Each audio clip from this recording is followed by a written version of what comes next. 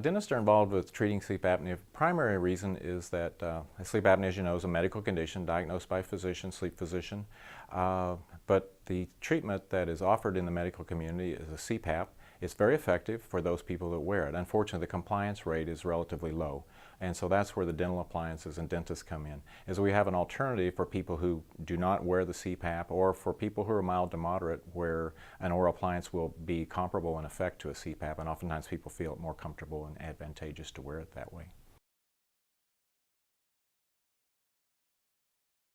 Okay, oral appliance is relatively simple in how it works. It's basically a mechanical device to help keep the airway open during sleep.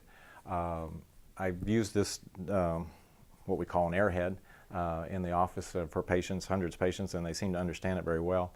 But it'll show, like I'm sitting here, or we're sitting here talking upright, we're able to breathe comfortably through our nose, comfortably through our mouth, airway is open here, no snoring, no problems. When we go to sleep, things tend to change, and usually it's worse on the back. It certainly was for me when I was diagnosed with sleep apnea. The tissue in the palate of our area tends to relax and become more pliable and droop some. The lower jaw tends to relax, and the tongue along with that. And everything tends to sort of drop back.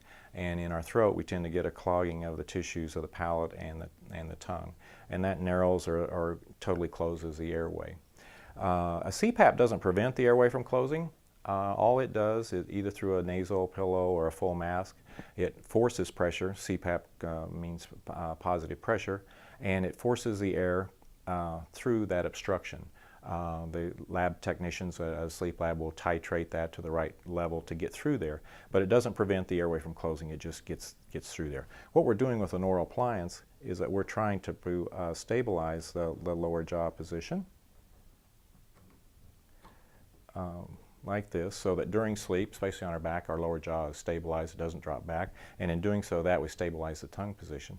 So instead of all this tissue clogging up in the throat, closing the airway, we're able to keep that airway more open. And in, like I said, in mild to moderate cases, usually the effect of this is comparable to a CPAP level.